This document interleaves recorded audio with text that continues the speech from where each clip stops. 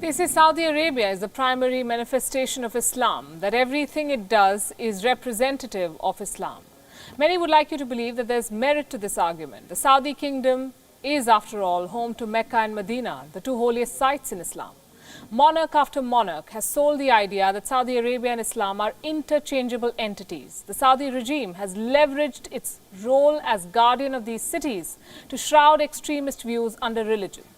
But now, Riyadh wishes to contain this ideology that it did so much for so long to promote. Let me tell you how. Saudi Arabia is planning to stop funding mosques in foreign countries.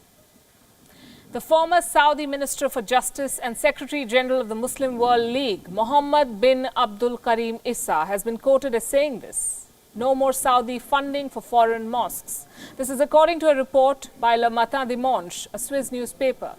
Apparently, a mosque in Geneva is being handed over to a Swiss administrative council that will have an elected cleric. And the Saudis wish to do the same across the world. Hand over mosques to local authorities and establish administrative councils for each mosque.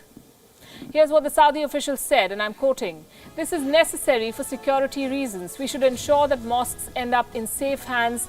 Then we will no longer intervene." Intervene, he says. How do we interpret this statement? Saudi Arabia wishes to stop selling Wahhabism to the world. The Crown Prince, Mohammed bin Salman, does not want to repair Wahhabism's trail of wreckage. He now wants to put it to domestic use only, modernize the country by separating politics and religion. The Sheikhdom is already undergoing dramatic changes. Women have been authorized finally to drive, and cinemas have been reopened in this country. MBS has come to terms with the fact that Wahhabism is not only a problem for the world but also for his own country. The Wahhabi jihadists have become a major diplomatic embarrassment. Let me tell you how it started. Since the 1960s, Saudi Arabia has sponsored a multi-million-dollar effort to export Wahhabi Islam to the world, a bid to ensure that God, rather than materialism or worldly ambition, dominated the minds of Muslims.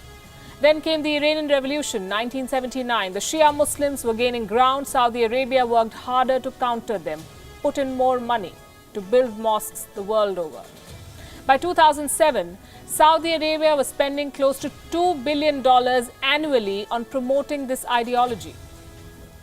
The figure had doubled by 2015, $4 billion every year on mosques. That's the kind of money the Saudis spent. Today, Saudi Arabia exports Wahhabism to countries as far away as Europe. In the United Kingdom, this funding goes to mosques and educational institutions. Many of these preach extremist literature. They promote attacks on symbols of Western culture like concerts at Manchester and the Bataclan Theatre.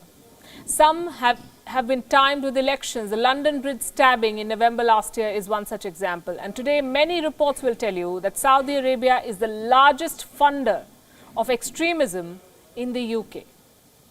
The Wahhabi influence can be seen in Germany as well. Several Muslim associations are linked with Saudi foundations, including the Muslim World League. So now Germany has new rules. All countries funding mosques in Germany must register. The German Foreign Ministry is monitoring who sends the money and who receives it.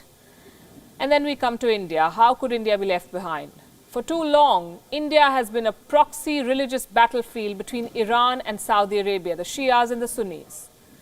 There are several Muslims in India who subscribe to the Wahhabi view. As per Intelligence Bureau reports, between 2011 and 2013, a record number of 25,000 Wahhabis came to India and they conducted seminars across the country. These people got more than 1,700 crore rupees in several installments to promote Wahhabi Islam. Let me tell you how they did it. Education system, Wahhabi universities, over 800 crores is being spent on setting up universities in different parts of this country. As per reports, one such university was seen in Andhra Pradesh and 3 more could be on the way.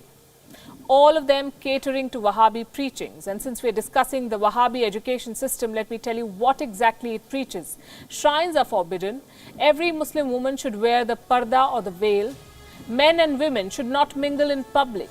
All men should wear trousers till their ankles. No laughing loudly, no listening to music, no dancing or watching television, and no weeping loudly at funerals. These are some of the diktats.